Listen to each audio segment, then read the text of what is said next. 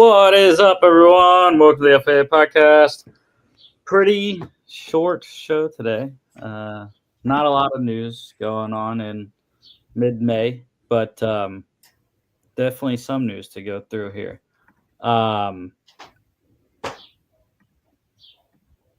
UFL Week 8 action to talk about, and got the playoffs set for the UFL as well. Kind of disappointing. 2 weeks left to go in the regular season, and we got the playoffs set. So not much to play for these last 2 weeks. It's kind of going to resemble the NFL, really, when you're talking about resting starters and whatnot for the 4 teams. Michigan kind of did that this week and still won. Surprisingly, sitting Bryce Perkins, one of the front runners for MVP. I know I was shocked when I watched that game and they said that Danny Etling, though, get the win. This was the toilet bowl, as most people put it. 1-6 versus 1-6, and Memphis Showboats getting their second overtime win. I forgot to put that there, but second overtime win this year. That's the only way they know how to win is in OT. So yeah, pretty good effort by Memphis. Switching quarterbacks to Troy Williams. That's why I flipped to San Antonio. I just thought that Kevin Hogan was going to be the better option at quarterback, and ended up he wasn't. 3 interceptions, though, despite that. They still got the game to overtime, did San Antonio. Would have actually won it had Tristan Vizcaino made all 3 of his field goals during the game instead of only making 2 of his 3. Missed the game tire earlier in the game, then hit the game tire right before regulation ended. But yeah, Kevin Hogan, it was a pretty dismal day passing the ball. Kevin Hogan leading the game in passing, 56%, 90 yards, 3 picks, 5 carries, 12 yards. Troy Williams for Memphis, 45.5%, just 11 pass attempts in this game, 5 of 11.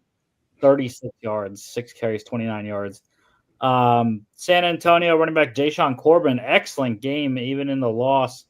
He was one of a couple of guys this weekend that, their team lost, but it wasn't because of that guy. So Corbin, 25 carries, 143 yards, a touchdown, cut off 5 of his targets for 38 yards. That gets you to 192 total yards on 30 touches in this game for Jashawn Corbin, former Giants running back there. D. Anderson, it was supposed to be a revenge game. Well, he did score against his former team, who he got traded from a couple weeks ago, on his only reception, 38-yard touchdown on 3 targets there. J.J. Wilson, the tight end for Memphis, was their leading receiver. 14 yards on his only catch and target, and he fumbled on that catch and target, which allowed San Antonio to get back in the game. Tight end Steven Stelianos for San Antonio caught 3 of his 5 targets for 10 yards, and he threw a 38-yard touchdown. That was just an excellent play call by head coach Peyton Pardee there. Defensively, lots of great performances in this one. I got to go with the touchdown scorer, your former Minnesota Viking corner Cam Dantzler. 1 tackle. It was a solo pass defense, then a 43-yard pick 6 that actually opened the scoring in this game. And Josiah Bronson, by the way, D tackle for Memphis. 6 tackles, 5 solos, 2 tackles lost, pass defense, and a ridiculously athletic interception for the big man. If you haven't seen that, go type in Josiah Bronson interception, and you should be able to find it, because it was I don't know. I don't watch Sports Center, Jimmy, but I think it definitely should be Sports Center top 10. 300-pounder diving for an interception. Showboats plus 1.5 went outright, over 37.5. The overs are ridiculous now. Since week 3, it's just points. The underbettors have not been making a lot of money. And the dogs, betting on the dogs has been very fruitful as well, although it was a 50-50 split this week. Um, Speaking of the dogs here, Battlehawks 29-28 over the Stallions. And one thing I'll say, this weekend's games, despite the Panthers and the Roughnecks game, that was the only one that wasn't close. But the other three games were absolutely fantastic. This one, especially, which got most of the coverage, they had simultaneous games going on, and this was probably about 80%, maybe 85% of the country covered on this one. I don't know. Illinois was a 50-50 state. Jimmy, I know they had the bottom half of the state had this game, and then the top half had the Panthers and the Roughnecks game on Fox there. Jamar Smith, though, for Birmingham, getting his first start of the year after coming in relief last week. These Cookus, 51.9%, 262, 3 touchdowns, a pick, 10 carries, 45 yards, a fumble. Played very well in this one. Just was not enough in the end. Max Duggan, again, just continues to play well. 57.1%, 110, a pick, 11 carries, 54 yards, 2 touchdowns. He's tied for the UFL lead in rushing touchdowns, I believe now, because Bryce Perkins didn't play. So Bryce Perkins has 5, Max Duggan has 5, and Jacob Sailors has 5 as well. No one else has 6 rushing touchdowns. Second game of 2 rushing touchdowns, though, for Duggan and his 5. Speaking of Sailors, great game for him. 16 carries, 118 yards, touchdown, 1 3-yard catch as well. Stallions wide receiver Deion Kane, excellent. Caught 2 of his 4 targets, 115 yards, 2 touchdowns on those catches. Just deep bombs. He opened the scoring with a 65-yarder and hit another one later for 50. Cade Johnson also, big long touchdown, 47 yards on his only catch, 2 targets there. Defensively, again, we had another touchdown. We had 3 touchdowns, 3 defensive touchdowns this week, all in the first 3 games there. Linebacker Callahan O'Reilly for the Battlehawks, 3 tackles, all of them solos, 1 pass defense, and an 18-yard pick 6. Gotta point out Peter Tamapenu, though. He is, I don't know if he's running away with it, but it's probably getting there for Defensive Player of the Year. 3 tackles, all of them solos, sack, tackle, loss, pass defense, fumble recovery. This man is absolutely on fire. He leads the UFL in sacks with 7.5 through 8 games. That's wild. 7.5 sacks, 5 tackles for loss, and 2 forced fumbles, 2 fumble recoveries. I think the only thing he really needs to do left is, maybe get a pick somehow and interception and a touchdown. His teammate Chris Payton-Jones is a good Defensive Player of the Year candidate as well. 2 picks, 9 pass defense. Not a ton of guys on San Antonio that I'm looking at. I would probably say San Antonio, your best Defensive Player of the Year candidates, probably Devontae Beckett up there in tackles, 71 on the year, 35 of those solos. Michigan has a couple, I know that. You look at Kenny Willekes, 3.5 sacks, 6 tackles for loss. Also in the secondary, DJ Miller, 2 picks, 6 pass defense. You had Kenai Lovely, 1 pick, 7 pass defense, and a pick 6 this week. 2 picks and 4 pass defense, and a forced fumble for Arnold Tarpley on Michigan as well. Memphis is looking at Steel Chambers. He continues to fight for that leading tackler in the UFL, 68 tackles, 38 of those solos. They don't have really many other guys on the Memphis side there. Houston has a couple. I would say Jameer Jones, 3 sacks, 6 tackles for loss. Tashawn Bauer, he's been hurt, though, 4 sacks, 7 tackles for loss. And then in the secondary, you can look at Rashad Williams, 2 picks, 4 pass defense. Keenan Isaac, 1 pick, 6 pass defense. Armani Marsh has really stuffed the stat sheet, 2 pass defense, sack, 2 tackles for loss, 2 forced fumbles, 2 fumble recoveries. Of course, Leon O'Neal as well, pick 6, 3 pass defense, sack, 3 tackles for loss, forced fumble. DC defenders have a bunch of guys. Derek Roberson, 5.5 sacks, 9 tackles for loss.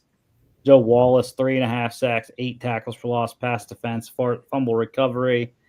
You got Andre Mintz, 4.5 sacks, 4 tackles for loss, 2 forced fumbles, 2 fumble recoveries. Anthony Hines having a great season, 53 tackles, 35 solos, 3 sacks, 5 tackles for loss, 2 fumble recoveries, and a touchdown. In the secondary, DeAndre Baker, 2 picks, 9 pass defense, and 4 tackles for loss, not afraid to hit.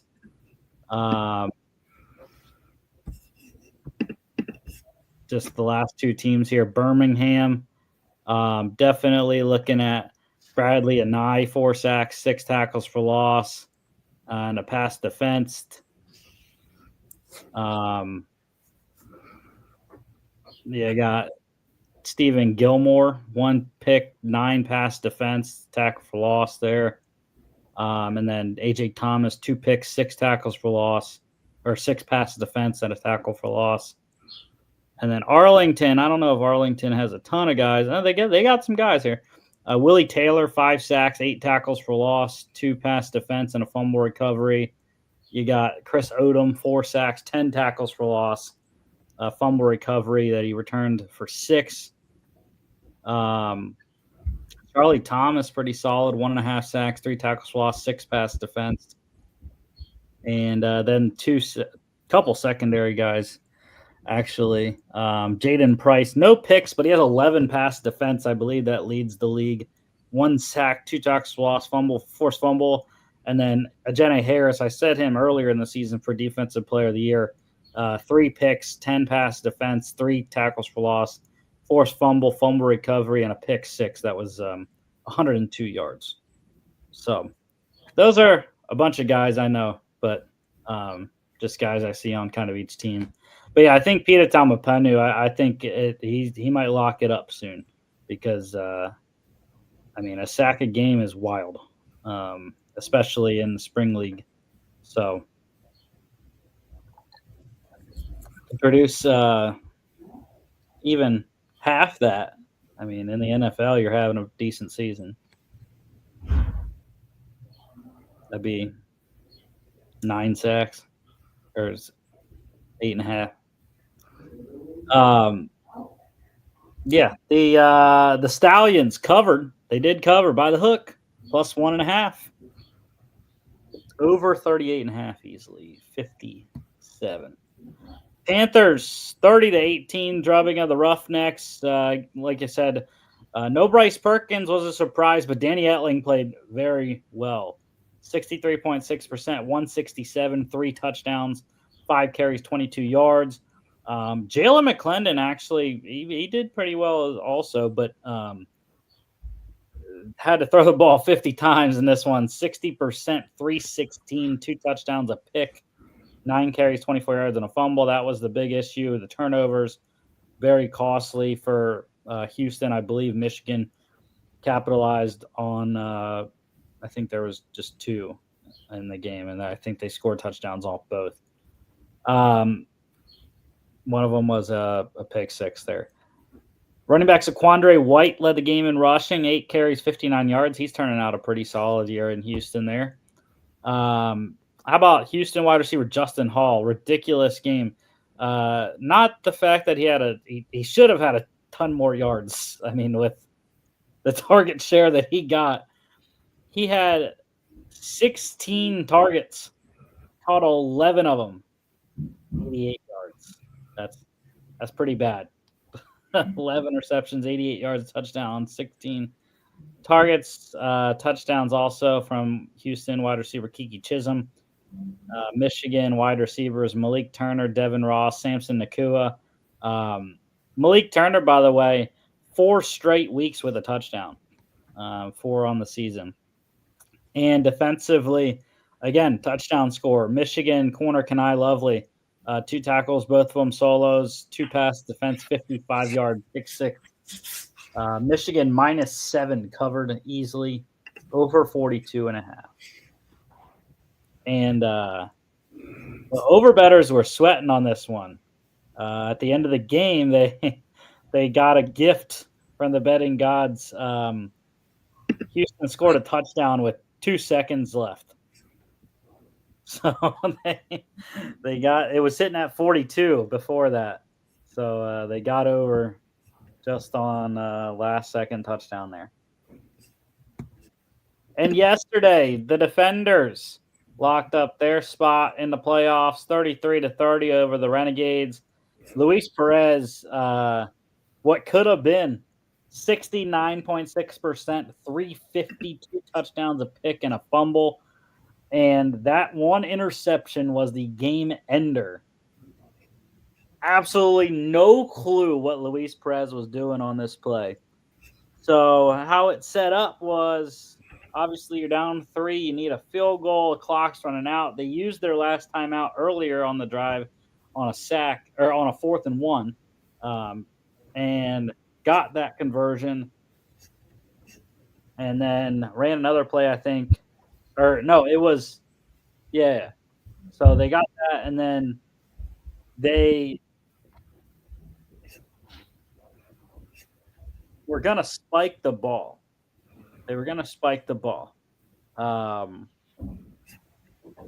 Because there was a review. I forget how it's set up there, but for some reason the clock was running. Oh yeah, it was a 10-second runoff for a false start on Arlington. So they were gonna spike the ball once the clock ran at 8 seconds, and then kick the field goal. And it would have been a long one, but still, Haversick was 3 for 3 on the day, with a long of 54, so they were in that range. They're going to spike it, kill the clock, kick the game tire, go to overtime. For some reason, Luis Perez decides to fake spike, saw something on the outside. I guess they were playing off coverage, and DeAndre Baker, former first-round pick for a reason, steps in front of Sal Cannella, picks it. I thought he was going to run a pick 6 back. Got tripped up before he was able to get there. But, excellent play by DeAndre Baker to read it and pick it off, end the Renegade season there, and send DC to the playoffs. It was pretty cool to watch there. Jordan Ta'amu, again, pretty solid, 57.7%, 240, 2 touchdowns, 5 carries, 21 yards, and a 9-yard receiving touchdown from wide receiver Chris Rowland. Running back Deion Jackson led the game in rushing, 10 carries, 89 yards, touchdown, 27-yard reception as well. You had Holton Ahlers getting his first pro touchdown, 1-yard QB sneak. Arlington tight end Sal Cannella and wide receiver Deontay Burnett led the game in receiving, 6 catches, 64 yards for both, 8 targets for Cannella, 7 for Burnett. 2 touchdown days for dueling wide receivers, Cornell Powell for DC, Tyler Vaughns for Arlington. Vaughns, both of those guys actually really having great seasons. Vaughns coming on of late, last couple of games, he's been very hot. I mentioned Rowland there, 9-yard passing touchdown for him. And defensively, this was a game that didn't have a ton of defensive stats, but of course, I'm going to go with the guy that won the game, DeAndre Baker for the DC Defenders, 2 tackles, 1 solo, 1 pick, 3 passes defense there. DC -2.5 covered by the hook, over 44.5, 63 in this game. And that's the only thing that's concerning with DC going to the playoffs. is they have dropped mightily in terms of scoring defense. It has been very bad. Their offense has been able to outscore the opponents, but when you look at it, the last 4 weeks has not been very good. 5 weeks, really. 24 in week 4, 33 in week 5, 38 in week 6, 24 in week 7, and 30 in week 8. Um, I don't know. They have not been very good defensively. They've been giving up a ton of yards the last 4 weeks as well: 356, 401, 357, and 429. But what they continue to do is sack the quarterback. They have 20 on the season, still lead the league. They are tied for second in forced fumbles. They are tied for first in fumbles recovered, and they're tied for second in interceptions. They're tied for first in turnovers. They have a blocked field goal, and they have a defensive touchdown on the year as well. So I don't know. They're getting production in terms of turnovers and sacks, but it is concerning, I think, going into the playoffs, especially against a team like St. Louis that they haven't been slouching either. They just put up 29 on the Stallions defense, which is the top defense in terms of scoring. They put up the second most points against Birmingham this year because Birmingham's defense only allowed 23 with the pick 6 from Callahan O'Reilly from St. Louis. So 23 they put up, and Birmingham leading the league 15.5 points per game. Yeah, I don't know. I am concerned for my DC Defenders going forward. Unless Ta'amu really is the MVP and he just keeps balling out. But for some reason, I have a feeling like it's 2020 XFL Championship all over again, where we're just going to roll through the season, where they went 10-1 that year, 9-1 regular season, and got blitzed by the Arlington Renegades in the XFL Championship game. But no slouches on the other side. The USFL Conference, Michigan and Birmingham. Michigan likely leading, likely going to be the number 1 seed. Again, it doesn't matter really because of what I'll say in a second here. The UFL Conference Championship games going to be played in St. Louis and Birmingham. Scheduling challenges for Audi Field in DC and Ford Field in Michigan there sucks. Those are two pretty solid atmospheres, especially Audi Field. Audi Field, DC Defenders are, in my humble opinion, the best fan base in the UFL. St. Louis technically gets more fans at their games, but yeah, it sucks. People have wanted to see a playoff game at Audi, for a while, and we're still not going to get that. But yeah, so DC and Michigan, I still do think though if they are the number 1 seed, I think they would get the home locker rooms, and if they are the number 1 seed, they would get the advantages of being the home team, which include the coin toss at the beginning. The home team gets the choice in the UFL. There is no coin toss. It's just the home team gets to choose whether they want to receive or kick. So, yeah, I believe they would get those options if they're the number 1 seeds, regardless of geolocation there.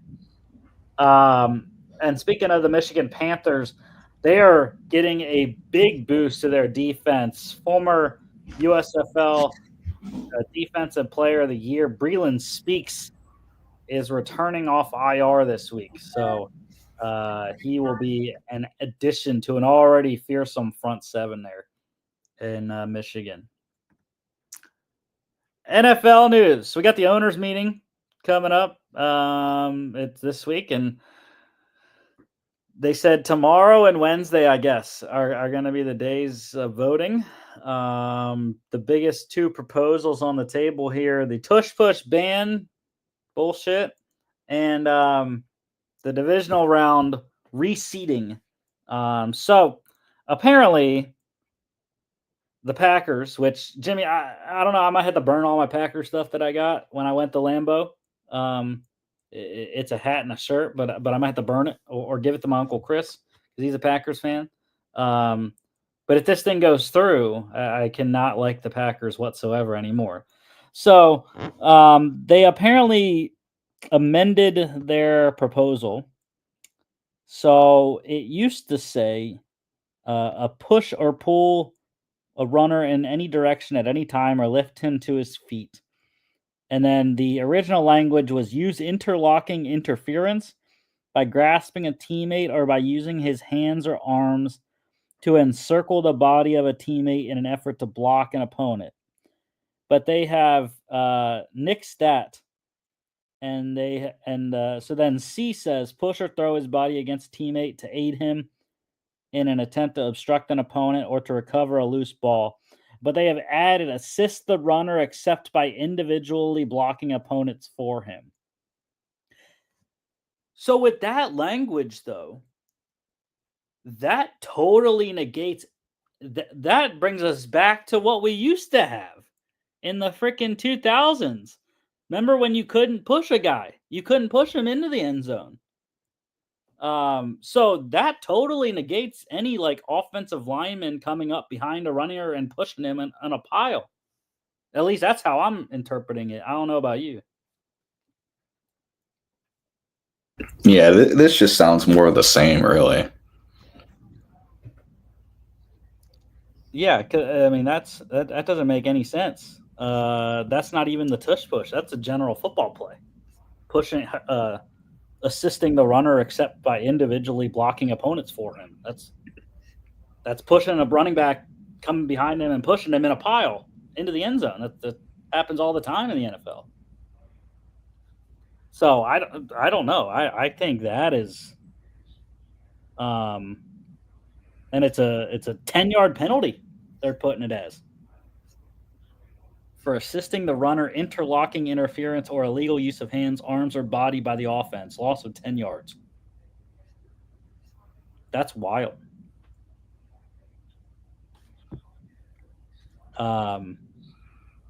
Yeah. So I don't know. The amended language seems a lot worse to me than the initial proposal. So I don't know if they changed that because that language is going to get them more votes. I don't see it though. The Detroit one though, the Detroit proposal for reseeding after the first round, I kind of like that. I kind of like it's more chaos. I think not knowing kind of where teams are going to go because you got to think about record and not seed when you're playing. So yeah, I don't know. I again, I think we talked about it though, and we heard this proposal come out at the March owners meetings, and I think we said it is really only going to affect like one game each year, kind of. It's that 4-5 in the NFC more often than not because of the NFC South. Usually the NFC South, I should say. But yeah, it's really probably only going to affect that game. And when if the 5 wins or the 6 wins, and they have a better record than the 4, maybe they host, or I don't know, or maybe they go to the second seed instead of the first seed, uh, depending who wins and whatnot. But yeah, I don't know.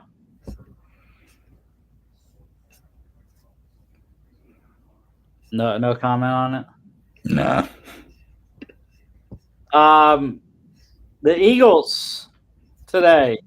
I don't know if they planned this out or not, based off the tush push stuff coming out or not. But I thought it was kind of funny that they announced it today. Signed head coach Nick Sirianni to a multi-year extension, and I heard some backlash on this, but or whatnot about like who's Philly fans going to complain about now that Hurts and Sirianni are locked up for a couple of years, and I was like, well, when you look at it, fifth best all-time win percentage, kind of hard to argue with, and he's been to the playoffs all 4 years, won 2 NFC titles, won a Super Bowl, and won 2 division titles, I believe. So I don't know. I don't think there's much to complain about in Philly. It was very rough the first 2 weeks last year. Yes, it was. First 4 weeks, whatever. Sure. All over now that they won the Super Bowl. It doesn't matter. And the Super Bowl affords you at least 3 years of no flack. So Eagles fans, you know what you got in Philly. You got a roster that's got a shot to win multiple. So we just gotta go do it. Yeah. I love Nick Sirianni. Loved him since he started. I have been an Eagles fan that has not been on the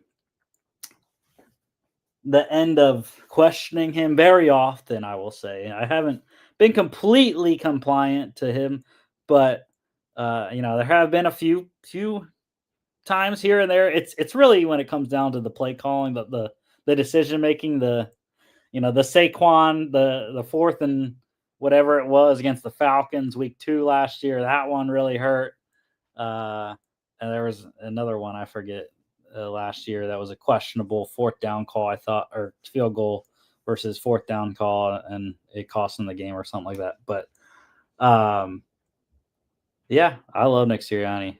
He's arrogant, but he knows when he can be. So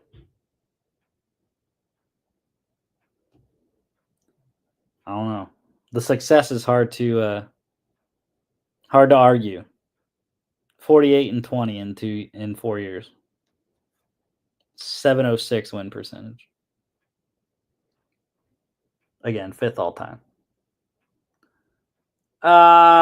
One extension to talk about. 49ers locking up another key player.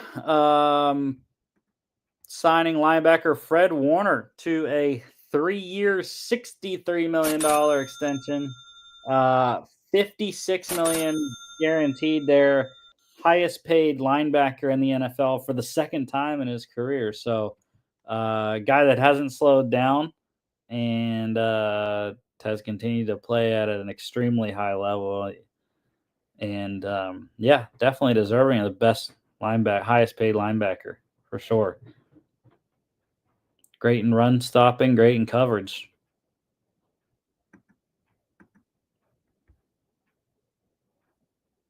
Anything on Fred Warner? I mean, yeah, he's the cornerstone of that defense. It makes sense to keep him around, especially after Greenlaw left. He really took on a bigger role. So, yeah, I mean, I think he's even more important than 49ers defense than Bosa. And I think this is a really good deal. I think he could have gotten paid more.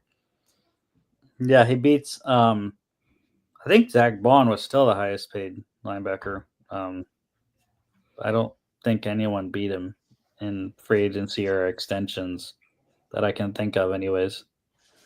So one visit to note, the Bengals hosting Steelers defense tackle Montravius Adams. So maybe Adams staying in division there. And that's it. There is the slow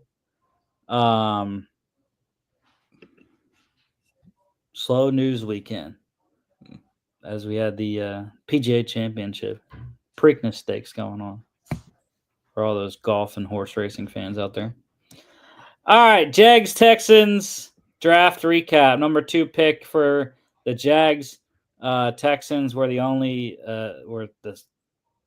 along with the Rams, were the only 2 teams not have a first round pick this year. 34th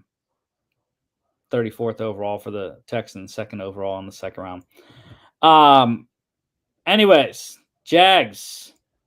They lost quarterback C.J. Beathard, running back Dearness Johnson, guard Brandon Scherf, center Mitch Morris. Those guys are all still free agents. Not really sure why they haven't brought back some of those guys. I know Morse retired, I believe. Scherf, again, at this point, I don't know how he could command a ton of money, so I don't know why they haven't gotten him back yet. And Johnson also, I like him as a third down guy. Beathard, it kind of made sense with the Mullins signing, but also lost wide receivers Devin Duvernay to the Bears, Josh Reynolds to the Jets, Christian Kirk to the Texans, tight ends Luke Farrell to the 49ers, Evan Ingram to the Broncos, Josiah DeGuara to the Cards, defensive tackle Jeremiah Ledbetter to the Giants, corner Ronald Darby to the Texans, safety Andre Sisco to the Jets. Not a ton of losses. Cisco, I was surprised they didn't re-sign him. But they made other moves that made it work. So, Mac Jones, I forgot Mac Jones also losing him as a backup to the 49ers there after they traded for him last year. Free agent signings, and I include re-signings in this as well. So quarterback Nick Mullins from the Vikings, wide receiver De'Ami Brown from the Commanders, tight end Hunter Long from the Rams, tight end Johnny Munt from the Vikings, offensive tackle Cole Van Lanen they re-signed, offensive tackle Chuma Edoga from the Cowboys. They got offensive tackle Fred Johnson from the Eagles, guard Patrick McCurry from the Ravens, center Robert Hainsey from the Bucks, edge rusher Emmanuel Agua from the Dolphins, corner Jordan Lewis from the Cowboys, and safety Eric Murray from the Texans. I liked some of what they did. They really didn't do much. They didn't add a lot of weapons for Trevor Lawrence in free agency. I mean, De'Ami Brown's probably the best one. Not very flashy. They did beef up the O-line, which I liked. Hainsey and McCurry are pretty solid players. I'm a big fan of Fred Johnson. Saw him a bunch in the preseason with the Eagles, and he had stepped in a bunch when Lane Johnson and Jordan Mailata had gone in and out of the lineup a little bit. But I like the 3 defensive additions there. Agba, Lewis, and Murray. Really think all 3 of those are going to be key contributors this year for the Jacksonville defense. Yeah, I think what we see here in terms of losses and additions, the priority definitely was just depth, especially on the offensive side of the ball. They didn't like their depth last year, and they wanted kind of to rejigger that. Like they got rid of 2 backup quarterbacks, 3 wide receivers, 3 tight ends, a couple offensive linemen, and they turned around, got another backup quarterback, another wide receiver, 2 tight ends, and 5 offensive linemen. It kind of goes to show that this team did not like its depth on the offensive side of the ball, especially on that line. That line was awful. It was pretty substandard across the board, especially in the middle 3 guys. And I like you said, I like Fred Johnson as well. I also like Patrick McCurry. I think that's a pretty decent signing. I think he's more rotational than he would be a day 1 starter, but I think he can be a very solid player. I've never been a believer in Ezra Cleveland. Even when he was a Viking, I never believed in the guy. And I think the Jaguars don't really believe in him too much either, even after giving him an extension. I think they might put him on a short leash because of his performance. And that's what this offseason signing kind of shows me. Do you have any more on your Vikings there, Mullins and Munt? I love both of them. Mullins is hilarious. Mullins is a hilarious play style because he plays extremely reckless, but he gets away with it half the time because he's throwing to a generational wide receiver and an incredible offense that KOC created. Johnny Munt is extremely solid. I'm going to miss him a lot. I think he's a very, very talented tight end too. Um, I think he's a massive guy. He's going to be really good run blocking tight end, and he can catch the occasional pass here and there. So, yeah, I'm going to miss those guys. Those are good guys the Vikings are losing. Yeah, that's where they got him at right now. Hunter Long is tight end 3 on our lads. Munt tight end 2. Quentin Morris, who they just signed, tight end 4 behind third year player actually, Brenton Strange. But yeah, they got, when you look at it, De'Ami Brown is a starter right now because they don't have any depth.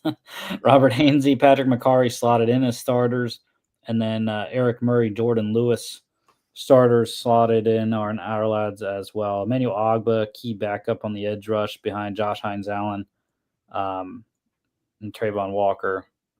So, yeah, and I like the 3 tackles. I list them as tackles here, but all 3 of those guys are versatile enough to play guard and tackle. I know Fred Johnson did that in Philly.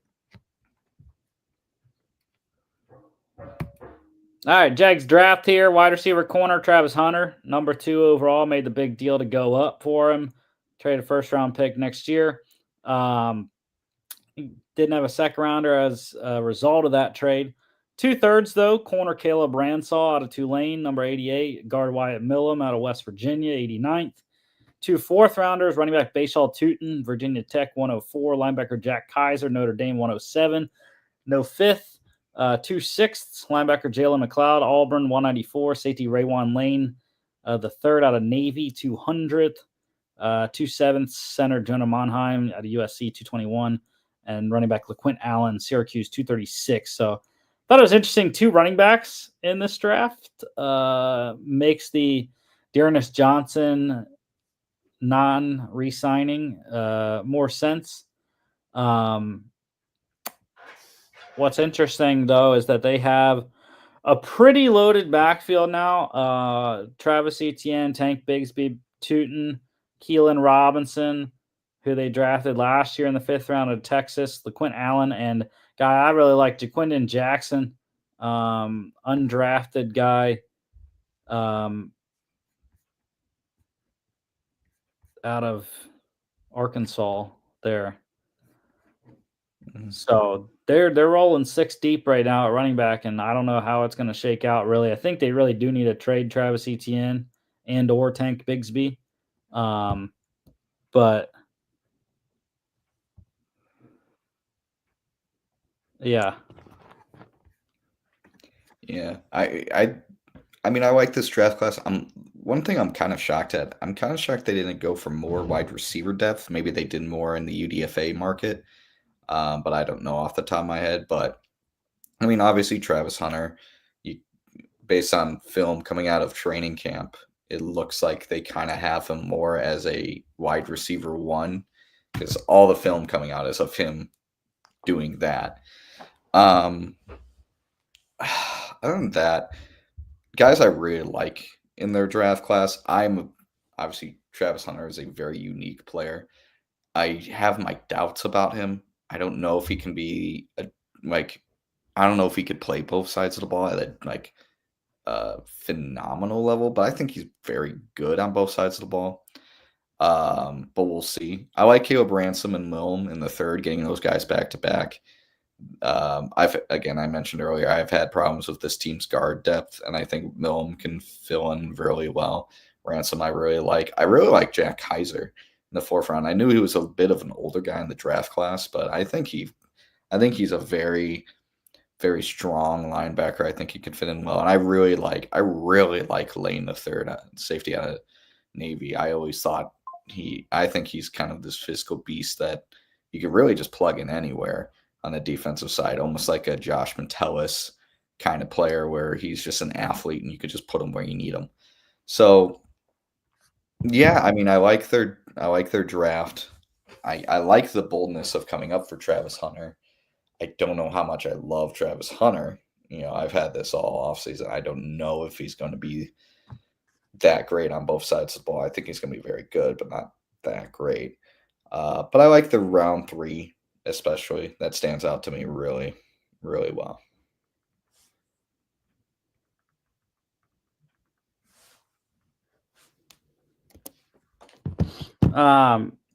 Yeah, love Jack Kaiser, and he's probably my favorite one other than Hunter out of this class. LaQuint Allen, I thought was a pretty good steal in the 7th round as well. Great receiving back. But yeah, Kaiser, I think, is going to be instant impact, and Millam definitely is going to get in there. And Ransall, they needed secondary help a lot, and the Jags coming out of that one. I still had edge and OT depth as needs. They got a little bit with Emmanuel Ogba.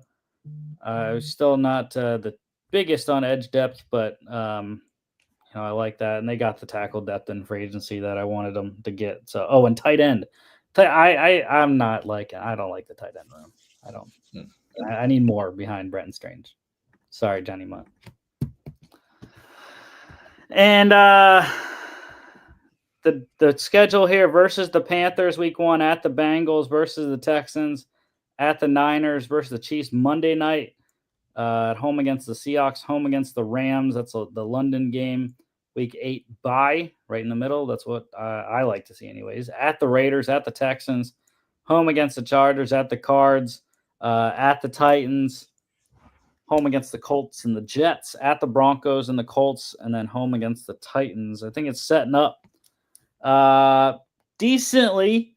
Got some tough games in Cincinnati, in San Francisco, who I, like a lot of people, think are going to be better this year, despite all the losses.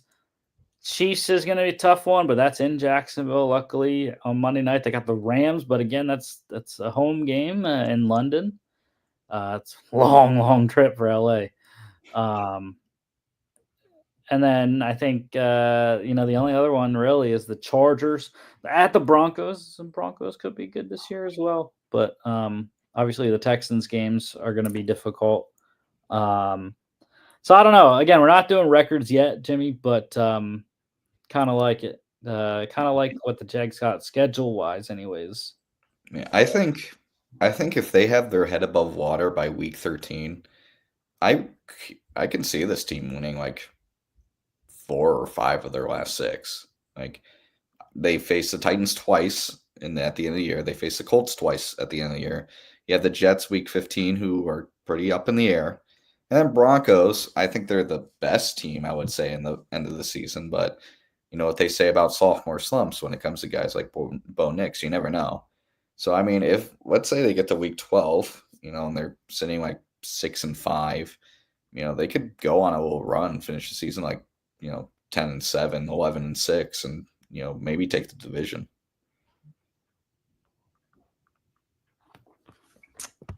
Yeah, we'll see. By the way, I forgot the draft wise to grade it here.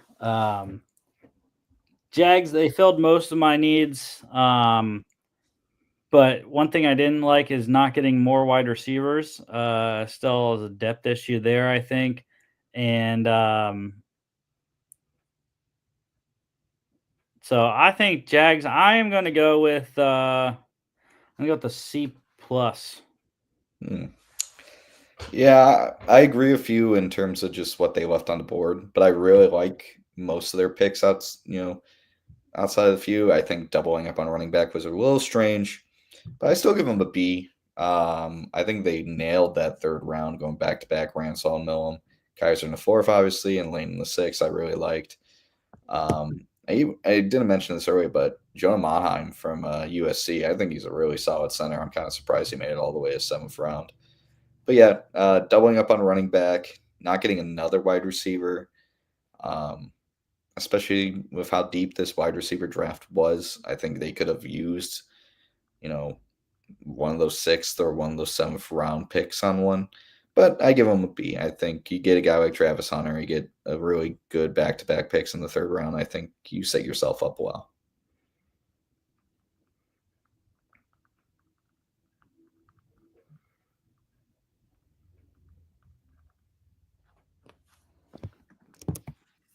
All right. Let's move it on to Houston here. Lots of movement in Houston this year.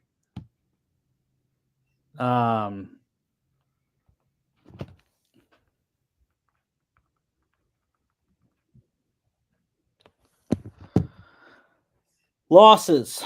Quarterback Case Keenum went to the Bears. Wide receiver Stephon Diggs to the Patriots. Wide receiver Robert Woods, the Steelers. Tight ends Tegan Quitoriano, the Falcons. Dalton Keene's a free agent.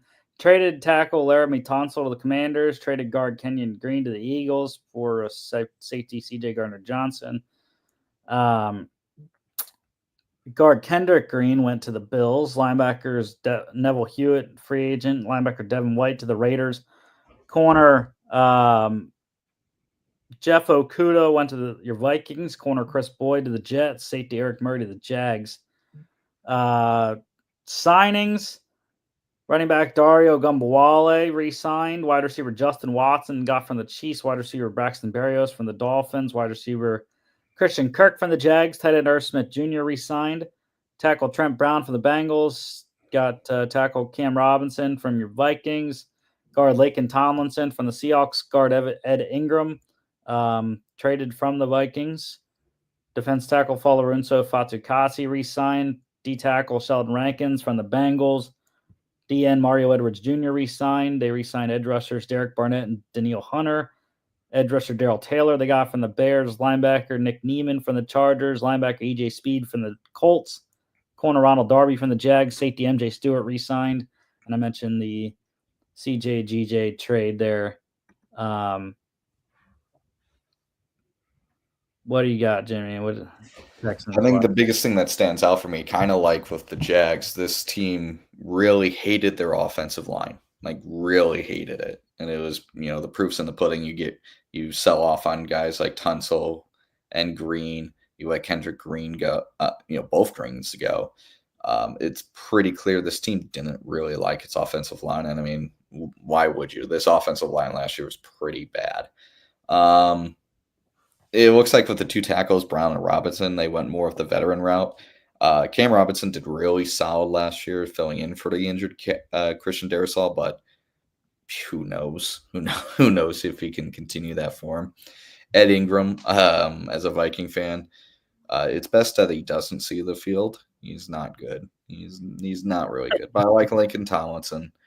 I like that they moved on from both Diggs and Woods in the wide receiver and kind of went with more of those depth wide receiver roles. I like Watson and Berrios and Kirk. I think those are really solid wide receivers to pair up with the guys you got already. And then moving on to the defense, obviously bringing back Barnett and Hunter was huge. Rankins, I think it's a pretty good sign that defensive line is now pretty beefy. And then everywhere else, I think getting CJ Gardner-Johnson, who, I think took a step back last year, but he's still pretty solid. And I like Ronald Darby as well. So this team really gave itself a facelift. It shed off a lot of old dead weight, getting rid of guys like Tunsil and Diggs and Woods and Green and, Devin White and Okuda. I think this team just wanted to really shake it up everywhere. And I would say they succeeded. Now it's just a question of if it translates next season. Yeah. Additions wise, again, just like the Jags, wasn't impressed really with the skill positions. Kirk, who the hell knows how he's going to be? Hasn't been good or on the field really the last 2 years. I do like the offensive line, what they did whenever they moved all those guys, both Greens and Tunsil out. They got a replacement, Cam Robinson. They got 2 guys in Tomlinson and Ingram inside to replace the Greens. And, We'll see. They also did some stuff in the draft to talk about in a sec, and kind of status quo on defense, re-signed their front guys, and added Rankins. I thought was pretty solid. Slowed down a little bit in his 30s now, but like him, Taylor's a second-round pick, former second-round pick there, the Seahawks. Guy I really love, EJ Speed. I think that's an excellent value signing that Houston got. Tackling machine. So I think he's going to be a solid player for the Texans going forward this year. Anyways, only on 1 year deal. So. No first round pick.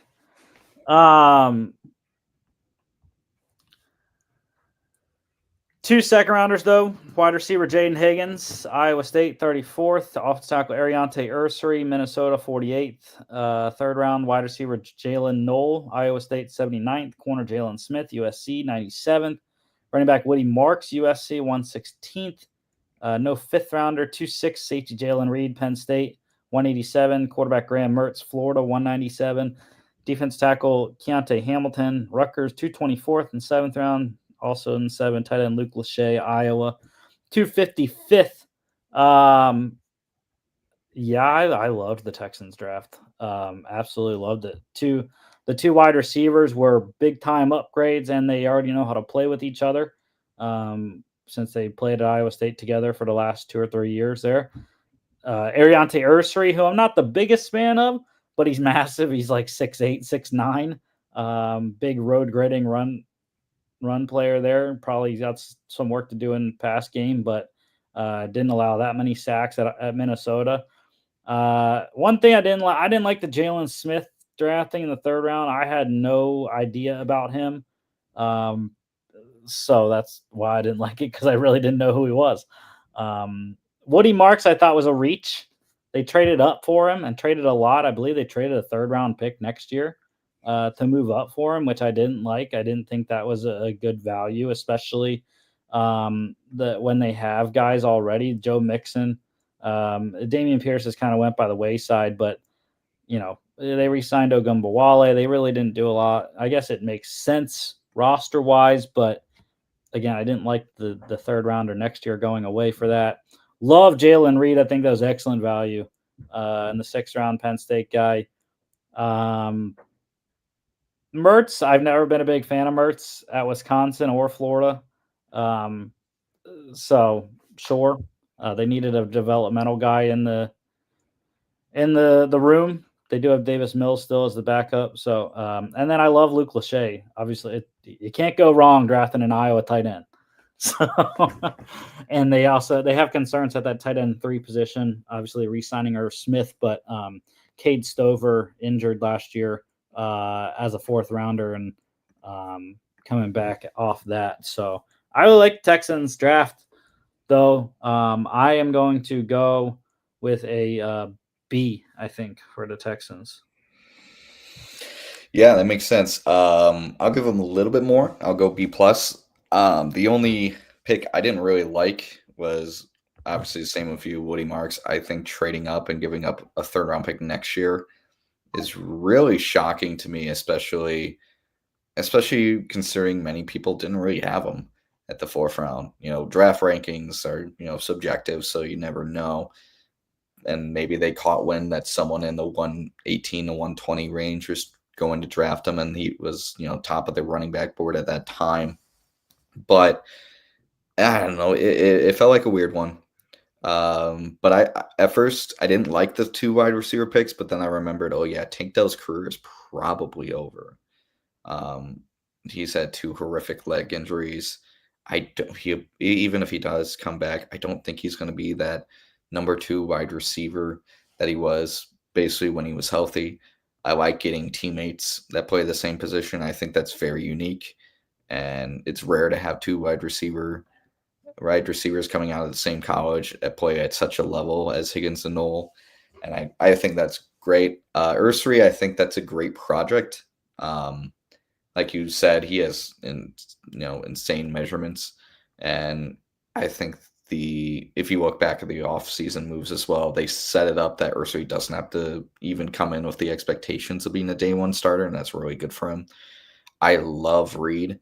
I love Leachy. I don't you kind of brushed over, but I love the Hamilton pick from Rutgers. I think they really knocked the 7th round out of the park. I think this team filled a lot of needs, but also just filled their team with just a ton of talent. Woody Marks aside, I don't hate the Jalen Smith pick. I thought he was more of a 5th, 6th round guy, but if they like him at 97, it's not like they had to move up to get him, so they just stuck and picked. But yeah, I'm giving him B plus. I thought it was a really solid draft. I think they shined. As a team that didn't have a 1st round pick, they did really well.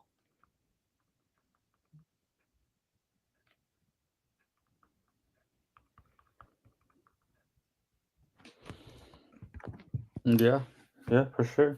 I think also they waited, they moved back because of the value, but also with the Giants. But also it made sense to move back because of what the wide receivers looked like in the 1st round. So, what did you give them?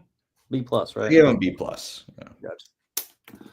All right. Schedule here at the Rams, home against the Bucks, Monday Night Football, at the Jags versus the Titans, at the Ravens, week 6 bye pretty early.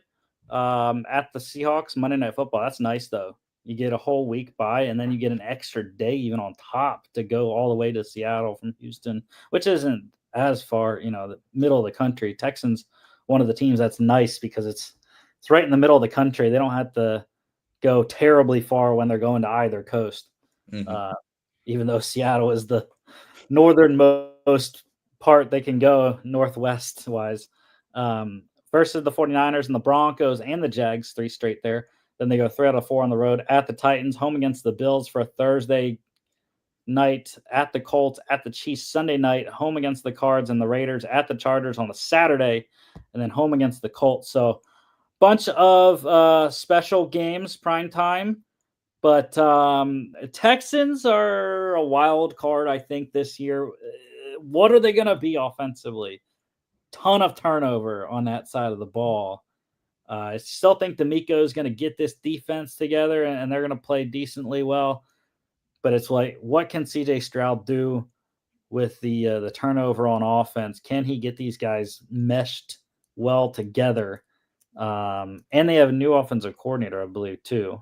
I don't remember who it is, but not the easiest schedule. Obviously, they're playing a 1st place schedule. So they get the Rams. They have the AFC West, the NFC West, NFC West, AFC West, and then they got the Bills. Yeah. It doesn't look like they even get like a reprieve. Like when we were talking with the Jags, like the Jags end of schedule looks very winnable. At no point in the schedule does it feel like they get like 3 straight weeks of winnable games.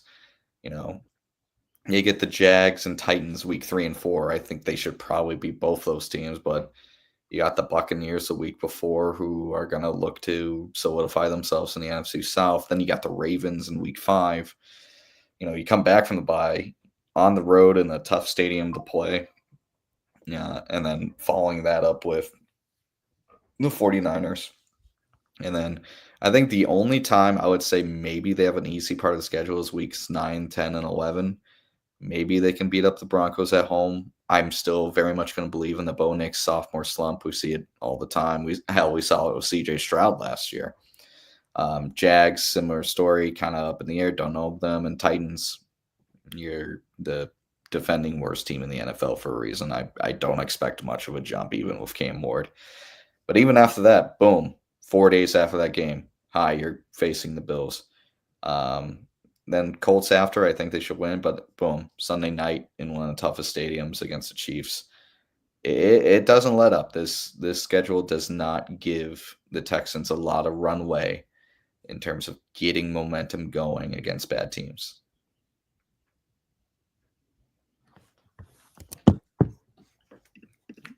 Yeah, I definitely think just minimum they're going to go 500 in division. Mm-hmm. If not 4-2, 5-1. But again, the Colts, the Jags, I think are the difference makers and who's going to win the AFC South this year. I think this whole division has big question marks. So I really cannot say who's going to win the division right now, but I would put the Texans at the top. Just because I think they're the best quarterback. T-Law is close, but T hasn't produced, and he's been in the league longer. And they've only been to the playoffs one time. So.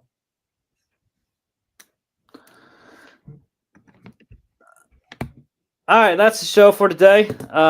Next week will be a UFL Week 10. Get you all your UFL Week 9 game recaps and continue our offseason recaps here. We got Giants Chiefs on Friday this week, and we got Patriots Eagles next Monday. Go Birds. And we will also have special guest Colin Schultz on next Monday. Resident Patriots fan as well. So should be a good time. Don't forget to follow us on all our social media at FAA Podcast, Instagram and X, FAA_bets on X as well. FAApodcast.com is our website. Check us out here on YouTube, Facebook, X, and Instagram, as well as Spotify, Apple Podcasts, iHeartRadio, and TikTok at FAA.podcast. And we will see y'all back on Friday.